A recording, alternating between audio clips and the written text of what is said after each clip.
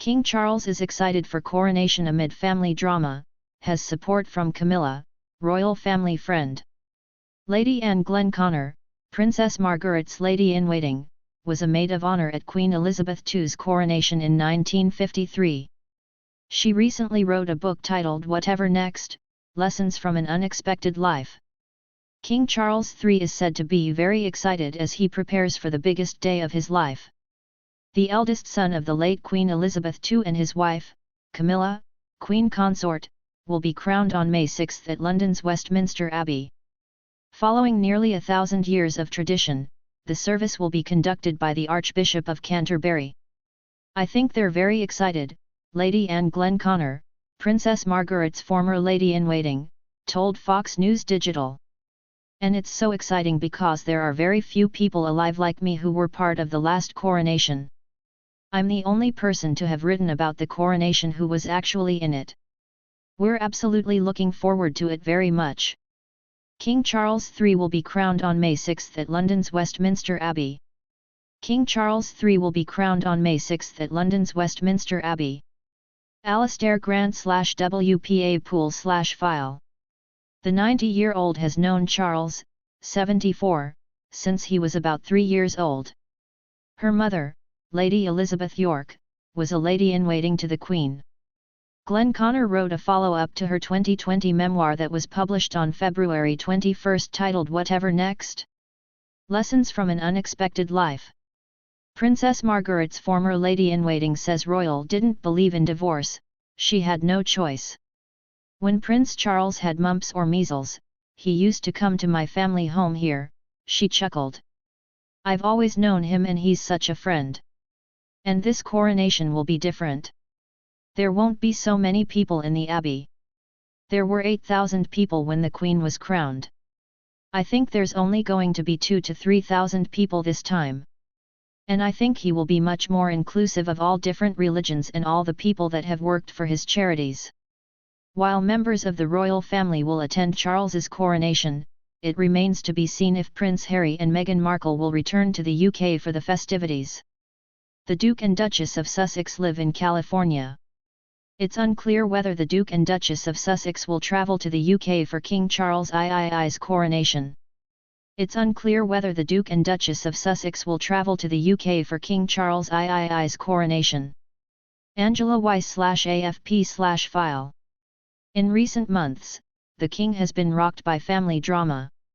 In December, the Duke and Duchess of Sussex spoke of their struggles with royal life in a 6-part docuseries on Netflix titled Harry and Meghan.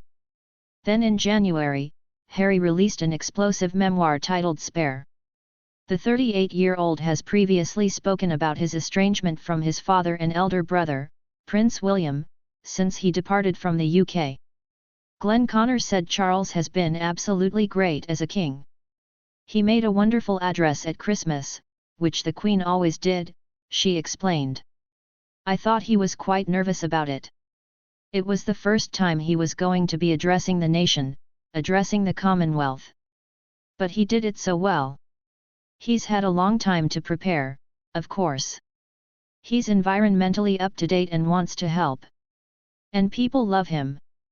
I noticed when he's gone out, people are clapping and shouting. He goes and talks to them. You can see him reacting to them very well." Lady Anne Glenconner was among those who stood beside Queen Elizabeth II during her coronation. Lady Anne Glenconner was among those who stood beside Queen Elizabeth II during her coronation. Hulton Archive/Getty Images.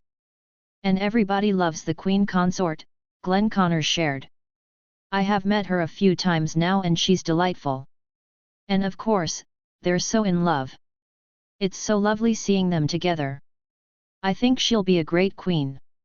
Palace officials previously said for years that the 75-year-old intended to be known as Princess Consort instead of the traditional Queen Consort. However, the question of title was resolved when Elizabeth declared that she wanted Camilla to be known as Queen Consort after her son became king. It was an endorsement that formally signified the family's acceptance of Camilla as a respected senior member. It was also widely seen as a move by Elizabeth to pave a smooth transition to Charles's reign. King Charles III and Camilla, Queen Consort, attend a reception to celebrate the second anniversary of the Reading Room at Clarence House on February 23, 2023, in London. King Charles III and Camilla, Queen Consort, attend a reception to celebrate the second anniversary of the Reading Room at Clarence House on February 23, 2023, in London. Chris Jackson / Getty Images / File. The endorsement was made in February 2022 when Elizabeth marked the 70th anniversary of her ruling. She passed away in September of that year at age 96. Glenn Connor noted that Camilla has been essential to Charles's reign. The thing about the Queen Consort is that she never pushes forward, he's always first, she explained. She just supports him and loves him. I think it's the support. You could see their body language together. You could just tell they're very happy. And I think that's her secret to their marriage. She just makes him very happy. And she's not going to make herself into a star. She's his wife, she's supporting him. Camilla and Charles married in 2005. Camilla and Charles married in 2005. Victoria Jones / Pool / Getty Images / File. In 2020, Glenn Connor spoke to Fox News Digital about the Queen's younger sister, who passed away in 2002 at age 71.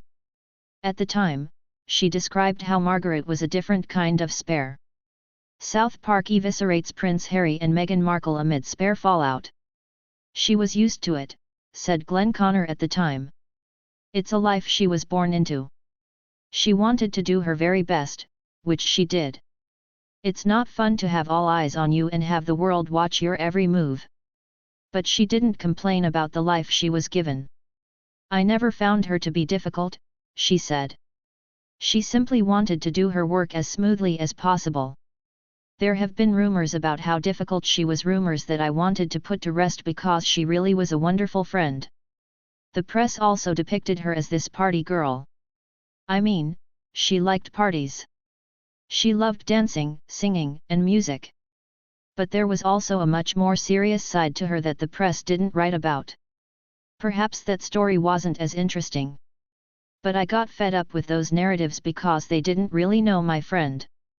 From Left, Carolina Herrera, Princess Margaret, Countess of Snowdon, and Lady Anne Glenn Connor attend a party at the home of Lynn and Oscar Wyatt in Houston on February 5, 1982. From Left, Carolina Herrera, Princess Margaret, Countess of Snowdon, and Lady Anne Glenn Connor attend a party at the home of Lynn and Oscar Wyatt in Houston on February 5, 1982. Don Berkman / WWD / Penske Media via Getty Images. I remember we used to visit a little place in London for young men who had AIDS, Glenn Connor continued. Their partners had passed away and their families either wanted nothing to do with them or they were just too scared to visit. This was a time of great unknown. I remember we used to go there long before the Princess of Wales did. She wanted to know someone was there for them. And she would make them laugh or tell stories during this time of despair. There were no paparazzi. It was just her. And they loved her for it. She made them forget. When my son, Henry, got AIDS in the 80s, she couldn't have been more marvelous. He absolutely adored her, all my children did. I never forgot that. There was really another side to her.